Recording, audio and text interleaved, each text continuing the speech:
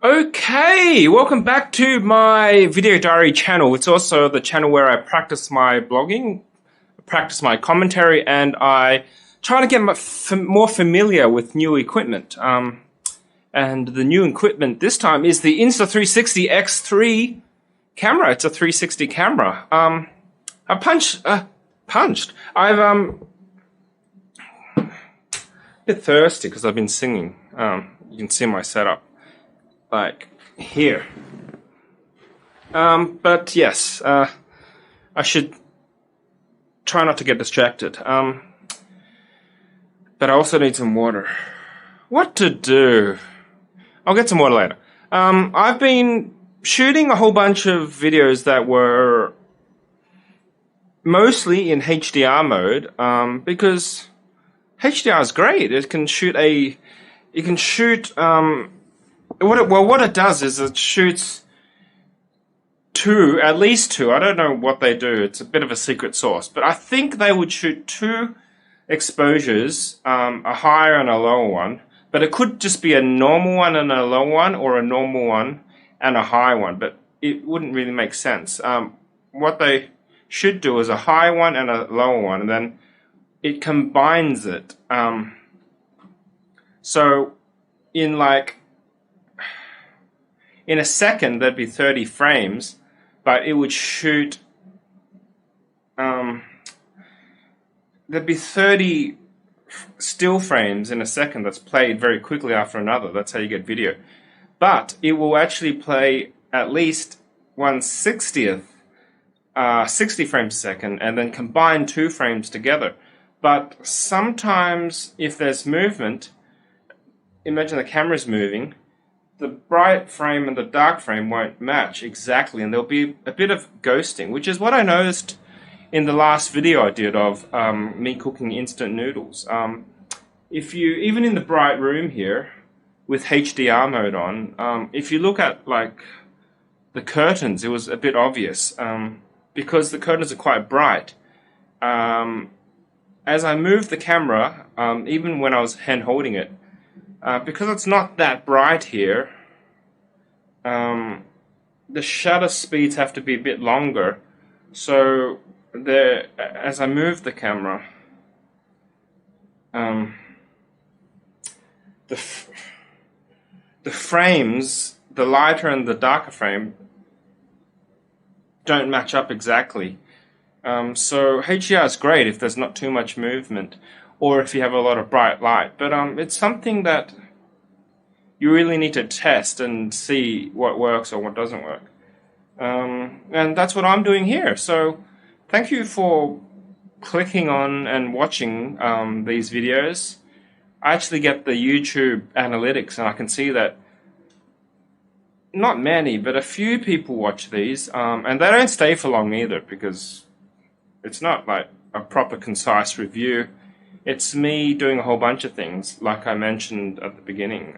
But I think the most beneficial use of these videos are for people that are considering getting this camera and kind of want to see what the image quality is like. This is similar to what I did I think it should be in 2 videos ago, the one where I cooked instant noodles. This time I'm interested to see how it looks with my white curtain with the manual exposure. So it's 1/60th of a second, no HDR, at ISO 1000. So you wouldn't get that ghosting effect when I move slightly, but you also wouldn't get a higher dynamic range, as in there'd be more detail in the shadows, more detail in the highlights. If you look at my ceiling, it's super bright there. Kind of the light is graduated off, so it's very bright in the middle and then slightly less bright, and it kind of fades off. So that will give you an idea of how well it's doing in the highlights. But that's like really bright. That's like the light of the room. It's like you're not going to get an exposure on the sun or on the light bulb. Yeah, and I hope that makes sense. I kind of take my time to explain it, and I do it off the cuff. It's not like I'm reading off a Wikipedia or something. Anyway, let's do the test. I'm gonna take off the. I had these lights set up for Smule because I do some singing practice almost daily in color mode, but they can also be used to increase the lighting amount when I cook. So I'm going to turn this on max and change the white balance to kind of warm, and then I'm going to cook my noodles again. It's the different noodles too. You can have a look at that. Alright, there's my drink. Well, we're back in the kitchen here. I'm going to put the camera. I don't have enough hands, but I'll put the camera back where I had it before. Give it a spin. I'll set up the lighting. Turn on the stove.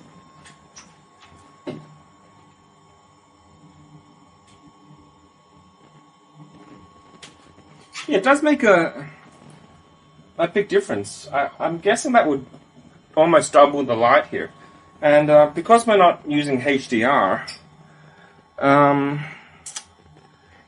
it may not have as much detail in the shadows and stuff. So that's what I'm here to test. Today I'm cooking this Korean noodles. Tomato rabokki. It's actually tteokbokki plus instant noodles or something. So I guess that's a combination word. Here we go. I think this cost about $15. It was kind of cheap. A lot of plastic. Kind of a waste of plastic if you ask me. Look, they give you this tray, which is a bit crushed, but I can use it to keep my kitchen tidy. Everyone's making me feel guilty about using plastic.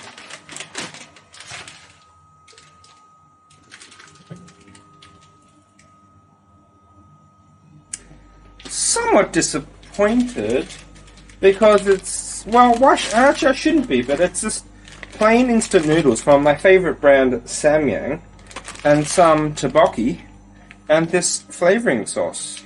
So let's cook it. Now my water is boiling. I had it boiling before. Put 500 mils of water in.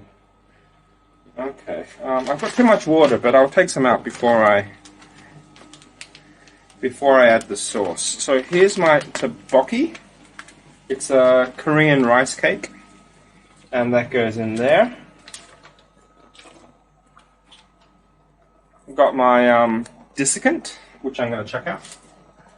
And then, well, you're supposed to cook the rice cake a bit longer. Oh, it wants you to put in cold water too. I hope I don't make this wrong. And it actually says put in some veggies in it. So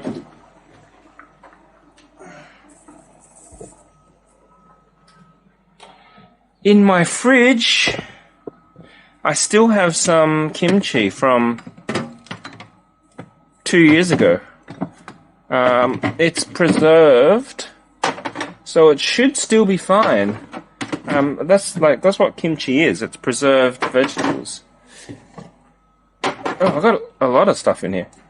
So I'll give it the smell test, and if it doesn't smell too bad, look, it expired in August last year.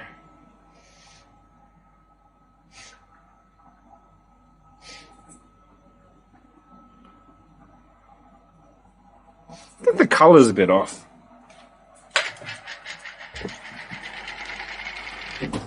Anyway, it'll be fine. I probably won't get sick. I'll just give it the good old taste test. The smell is fine.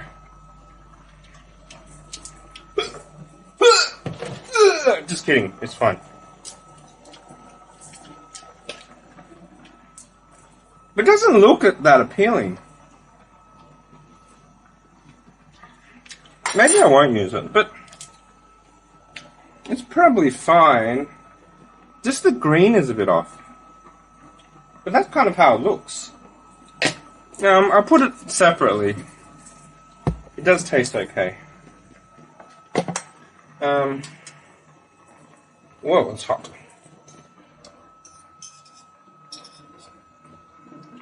Okay, the rice cake looks okay. Let that cook for a bit while I get my drink.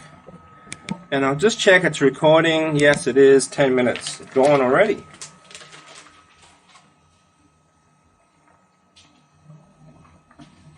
Oh, you want to see the instructions? Yeah. It's kind of boring, so I might just show it. And if you really want to see it, not that anyone will, you can pause the video.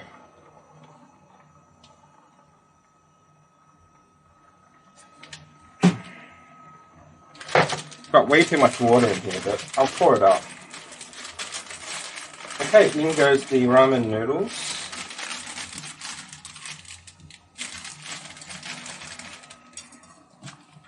Actually, it's from Samyang. It's the same brand that I made in the last cooking video. If you call this cooking. I mean, I guess it's cooking. It's like cooking easy food. But yeah, this didn't mention Samyang. It's a different brand. Yangpung. Yeah. Who doesn't like getting some Yangpung?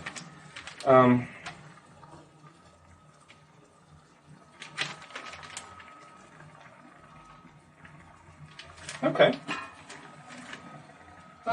Let's do a side dish for the kimchi. While that cooks. I don't want to overcook it too. Turn down the heat a bit. We'll be done in a couple of minutes. Okay. You notice I have hardly any space in this kitchen.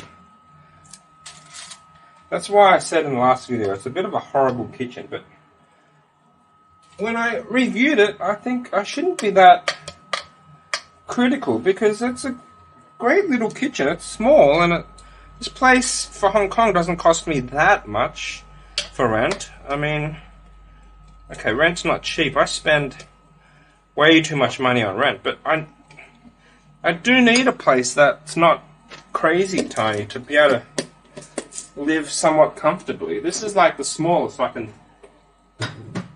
can get away with. Okay, so time to drain a bit of the water, because I'd say that's done.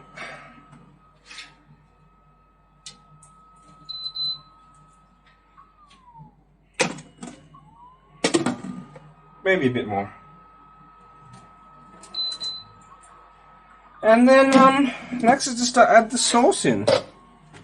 The tomato sauce. The Korean tomato sauce. And this should thicken on standing. It smells very tomatoey. Okay. Hope I don't have too much water in it still. I think I do. The instructions said 500 mils, but that's more than half a litre. Oh well, you know. I didn't quite follow the instructions because I didn't want to have too much dead time while I kind of was recording. I already recorded and but you know what? It looks okay. It looks okay.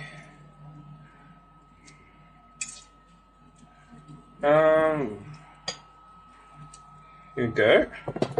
Oh, I hope it's not too dark in here because it is much brighter in the main room, and this is manual exposure now, so because I'm changing lighting environments, if there's too much of a difference between this room and that room, it's gonna be a little bit more grainy, which you can fix in post. You can, I mean, it's more work, but yeah, shooting manual, and I don't actually think there's a way I can adjust the exposure here once I've started recording. Okay, gotta put this away. Yeah,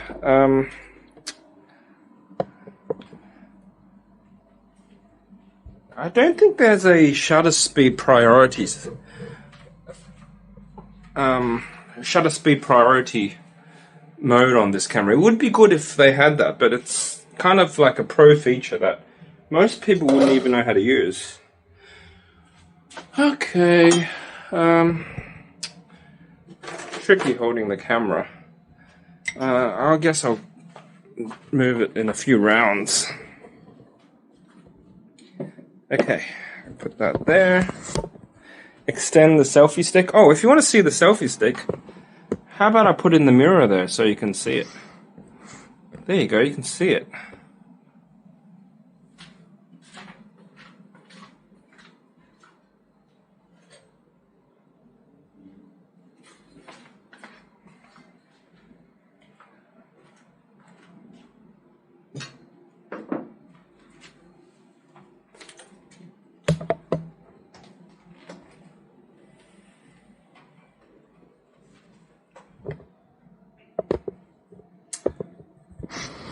And that's my cheap $15 dinner. I bought this packet from Kaibao, which is like a frozen goods shopping center, not shopping center, a supermarket in Hong Kong. And they have a lot of frozen meat and sauces, and I actually really like that place. The pricing is not crazy expensive either. It's cheaper. Hong Kong is really expensive. So there you go. I usually cut the video when I eat, but I mean, you don't have to watch, but I might let it run for a little while. Yeah, because last time I wanted to listen to YouTube about the whole geopolitical situation erupting right now. And also about some macroeconomic stuff, but I wouldn't mind a little bit of silence today while I eat. Well, not that silent because I got the air conditioning on. But anyway, thanks for watching the video, and I hope you got something out of this. And if you want to, although no one does, you can leave a comment, just even if you want to say hi or something. That would be nice. I would read them and eventually get back to you.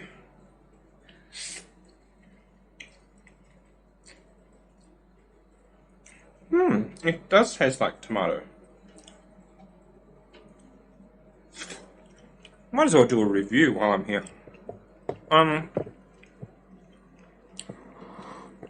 Yeah, it tastes like tomato instant noodles. Because that's what it is.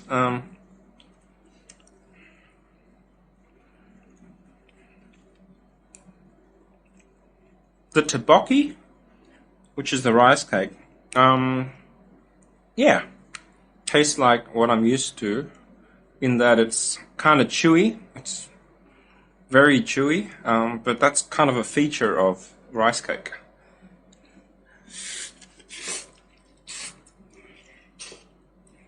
And Samyang noodles are one of my favorite instant noodles. They've got a nice chewiness to them, which is kind of akin to spaghetti having been cooked al dente.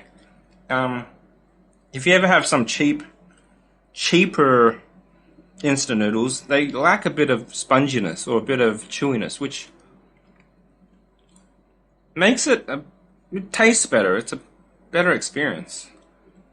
Interesting, right? I mean, how spongy and how chewy your food is makes it taste better.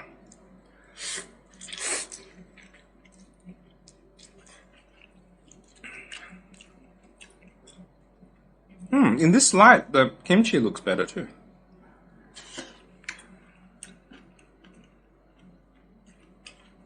It looked a bit grey or something when I was in the kitchen. I guess the lighting here may be a bit better, because I got the big Godox LED light. And then there's this whole thing about CRI, which is the color response indicator. I'm probably wrong, but it measures how accurate the white light from the the light is, because white light is made up of it's not just white light, it's all sorts of lights mixed, well, all sorts of colors mixed together. But sometimes, it's hot. Sometimes it's a bit more blue, which is balanced by another color, and then when it reflects on other colors, it makes the other color not look quite as accurate. Another off-the-cuff explanation I'm trying to do. But yeah, you shouldn't really trust me. You should look up Wikipedia, because it's going to be a more concise and a more accurate description. Kind of like this channel. It's kind of rambly. We're in 20 minutes now. Yeah. Get paranoid about that stupid 30-minute limit, because say I'm explaining something, it'd be really annoying to just be cut in the middle of it and then continued like 3 or 4 seconds later, like missing that middle bit. And also, I really hope they fix that in the next version. But even better is if they would fix it in this version. But they never do that. Like, I've been using Sony's, and they eventually got rid of that limit in the new bodies. And they could take it away because it's just a software thing in the old camera bodies, but they didn't. It's a way to make more money by selling you the next version, which is, yeah, it's kind of like a sucker punch to us consumers and people that pay money for things.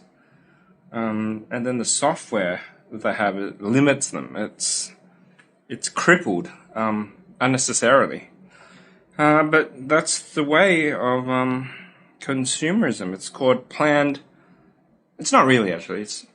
I'm thinking of the word planned obsolescence, where something will break down and then you have to get a new one. But it's not quite correct, because it doesn't get obsolete. It's just an annoying thing that they could fix, and later they will fix it, but you can't get it fixed right now.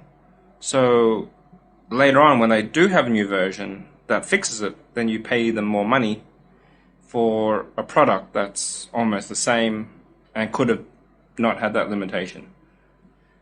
Yeah, anyway.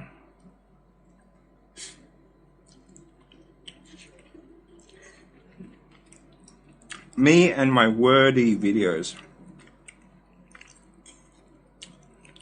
I'm trying to get better at commentating and narrating and being a bit of a host, so